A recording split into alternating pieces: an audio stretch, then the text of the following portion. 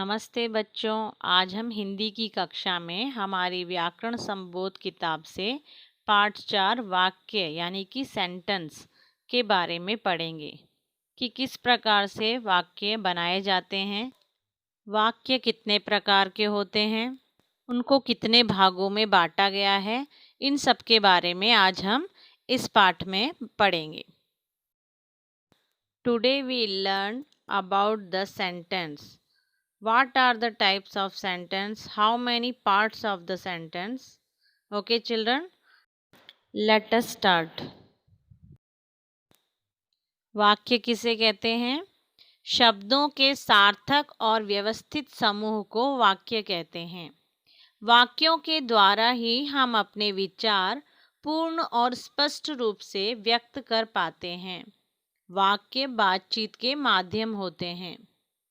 वाक्य के दो अंग होते हैं, पहला उद्देश्य, दूसरा विधेय।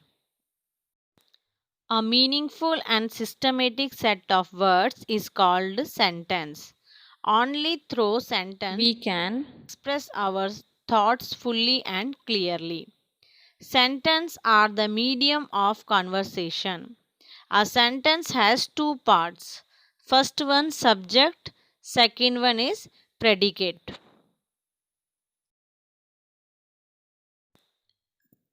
फर्स्ट वन उद्देश्य यानी सब्जेक्ट। वाक्य में जिसके बारे में कुछ कहा जाता है उसे उद्देश्य कहते हैं।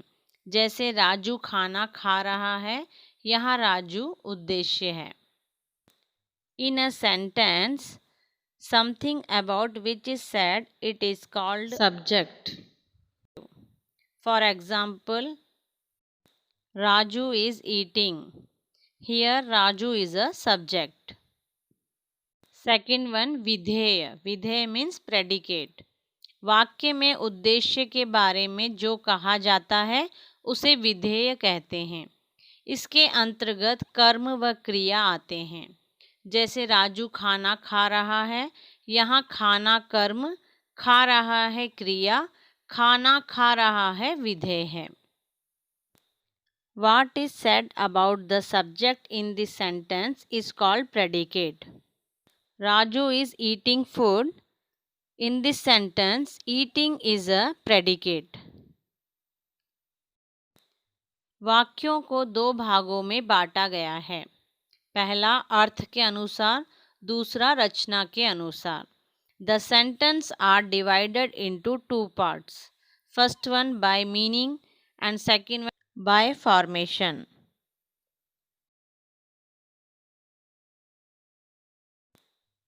अर्थ के अनुसार वाक्य 8 प्रकार के होते हैं। विधानवाचक वाक्य, निषेधवाचक वाक्य, प्रश्नवाचक वाक्य, आज्ञावाचक वाक्य, इच्छावाचक वाक्य, संदेहवाचक वाक्य, संकेतवाचक वाक्य, विस्मयादिवाचक वाक्य। विधानवाचक वाक्य मीन्स लेजिस्लेटिव सेंटेंस। निषेधवाचक वाक्य मीन्स prohibitive sentence. प्रश्नवाचक वाक्य means interrogative sentence. आज्ञावाचक वाक्य means command sentence. इच्छावाचक वाक्य means willful sentence. संदेहवाचक वाक्य doubtful sentence. संकेतवाचक वाक्य indicative sentence. and विस्मयादिवाचक वाक्य means exclamatory sentence. फर्स्ट है विधानवाचक वाक्य, लेजिस्लेटिव सेंटेंस। जिन वाक्यों का प्रयोजन कोई सूचना देना होता है उसे विधानवाचक वाक्य कहते हैं। जैसे पृथ्वी गोल है, मैं कल बीमार थी। The sentence whose purpose is to give any information are called legislative sentence. For example, the earth is round, yesterday I was sick. Second one, निषेधवाचक वाक्य, prohibitive sentence। जिन वाक्यों से किसी काम के न होने या न कर पाने का पता चलता है उन्हें निषेधवाचक वाक्य कहते हैं। इन वाक्यों में न, नहीं और मत शब्दों का प्रयोग होता है। जैसे मैं खेल नहीं सकता, फूल मत तोड़ो आदि। The sentence that indicate the absence or absence of any work are called prohibitive sentence. No words are used in this sentence. For example, I can't play, do not break flowers, etc. Okay, children? Then next. Third one is प्रश्नवाचक वाक्य, interrogative sentence. जिन वाक्यों के द्वारा प्रश्न किया जाता है उन्हें प्रश्नवाचक वाक्य कहते हैं। इन वाक्यों में क्या, कौन, कब, कैसे आदि प्रश्नसूचक शब्द आते हैं। जैसे तुम्हारा नाम क्या है, शीलू का जन्मदिन कब आता है आदि। The sentence through which the questions are asked are called interrogative sentence. What, who, when, how, etc. are the question words used in this sentence. For example, what is your name? When does Shilu's birthday come? Fourth one is आज्ञावाचक वाक्य, comment sentence. जिन वाक्यों में आदेश, निर्देश, आज्ञा, अनुमति, निवेदन, प्रार्थना आदि भाव होते हैं उन्हें आज्ञावाचक वाक्य कहा जाता है। जैसे तुम बैठकर पढ़ो, कृपया मेरा बैग ला दो आदि। The sentence which contain commands, instruction, permission, request, prayers, etc. are called commanding sentence. For example, you sit and read, bring my bag please, etc. Fifth one is इच्छावाचक वाक्य, willful sentence। जिन वाक्यों से बोलने वाले की इच्छा, सुझाव, आशीर्वाद या शुभकामनाएं आदि का पता चले उन्हें इच्छावाचक वाक्य कहते हैं। जैसे भगवान तुम्हें लंबी उम्र दे, चलो कुछ खा लेते हैं। The sentence that reveal the wish, suggestion, blessings or wishes etc. of the speaker are called willful or wish sentence. For example, may God give you a long life. Second one is let's eat something. The sixth one is संदेहवाचक वाक्य, doubtful sentence. जिन वाक्यों में किसी काम के होने के बारे में संदेह या शंका व्यक्त की जाती है उन्हें संदेहवाचक वाक्य कहते हैं। जैसे शायद शाम को बारिश हो जाए, संभवतः रॉकी चला जाए आदि।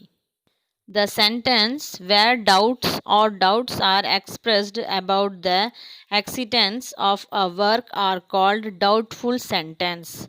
For example, first one, it may rain in the evening. The second one is Rocky may leave. Okay. Seventh one is संकेतवाचक वाक्य, इंडिकेटिव सेंटेंस। जिन वाक्यों में काम की सफलता या असफलता दूसरे काम पर निर्भर होती है उन्हें संकेतवाचक वाक्य कहते हैं। जैसे अगर मोहित खेलेगा तो मनीष भी खेलेगा। सेकंड वन, यदि वर्षा होगी तो फसल अच्छी होगी। The sentence in which the success or failure of the work depends on the other work are called indicative sentence. First one, if Mohit plays, Manish will also play. The second one is, if rain will come, the crop will be good. Eighth one is विस्मयादिवाचक वाक्य, exclamatory sentence. जो वाक्य भाव जैसे दुख, खुशी, आश्चर्य, शोक आदि प्रकट करते हैं उन्हें विस्मयादिवाचक वाक्य कहते हैं। जैसे अरे तुम कब आए, ओह यह क्या हो गया। Exclamatory sentence, the sentence that express expressions such as sorrow, joy, surprise, grief, etc. are called exclamatory sentence. For example, hi, when did you come? And second one, oh, what happened?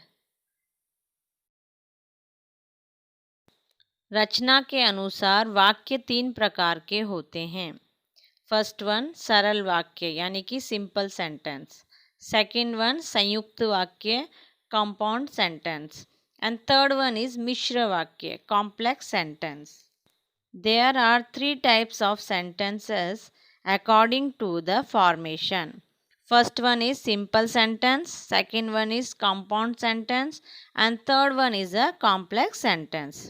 चलिए बच्चों, अब हम इन वाक्यों के बारे में पढ़ते हैं। फर्स्ट वन आता है सरल वाक्य यानी सिंपल सेंटेंस। जिन वाक्यों में केवल एक उद्देश्य और एक विधेय होता है उन्हें सरल वाक्य कहते हैं। जैसे मीरा खेल रही है, इस वाक्य में मीरा उद्देश्य है और खेल रही है विधेय है। First one simple sentence. The sentence which have only one subject and one predicate are called simple sentence. For example, Meera is playing. In this sentence, Meera is a subject and playing is a predicate. Okay, children? Then next one. Second one is संयुक्त वाक्य compound sentence. ऐसा वाक्य जो 2 या 2 से अधिक स्वतंत्र वाक्यों को योजक शब्दों द्वारा जोड़कर बना है, संयुक्त वाक्य कहलाता है। जैसे हम चलते हैं पर तुम रुक जाओ। इसमें पहला वाक्य हम चलते हैं योजक शब्द पर, दूसरा वाक्य तुम रुक जाओ। सेकेंड एग्जाम्पल, शिक्षक कक्षा में आए और वे पढ़ाने लगे। इसमें पहला वाक्य शिक्षक कक्षा में आए, योजक शब्द है और दूसरा वाक्य है वे पढ़ाने लगे। यानी संयुक्त वाक्यों को जोड़ने के लिए और, पर, एवं, परंतु या तथा, किंतु आदि योजक शब्दों का प्रयोग किया जाता है। A sentence that is composed of 2 or more independent sentences by adding additive words is called compound sentence. For example, first one, we go but you stay here. In this sentence, we go is a first sentence but is a yojak word and you stay is a second sentence. Second example is, the teacher came to class and started teaching. In this sentence, the teacher came to class is the first sentence and is a adder, and the second sentence is started teaching. Third one is मिश्र वाक्य यानी कि complex sentence. ऐसा वाक्य जिसमें एक प्रधान वाक्य से एक या एक से अधिक आश्रित वाक्य जोड़ दिए गए हों, मिश्र वाक्य कहलाता है। जैसे मैंने सुना है कि रोहन घर पहुंच गया है। इसमें प्रधान वाक्य मैंने सुना है, योजक शब्द की, आश्रित वाक्य रोहन घर पहुंच गया है। मिश्र वाक्यों में कि, क्योंकि, जब तब, जैसा तैसा, यदि, तो आदि योजक शब्दों का प्रयोग होता है। A sentence in which one or more dependent sentences have been added to a prime sentence is called a complex sentence. For example, I heard that Rohan has reached home. In this sentence, the main sentence is I heard, and adder is that, and the dependent sentence is Rohan reached at home. In the complex sentence, because, when, then, that, if, etc. additive words are used. Okay children, तो समझ में आया आप लोगों को कि वाक्य के कितने अंग होते हैं और वाक्यों को कितने भागों में बांटा गया है। इन सब के बारे में आज हमने जानकारी प्राप्त की। ठीक है, आप लोगों को समझ में आया होगा। अब हम अगली कक्षा में मिलेंगे। धन्यवाद।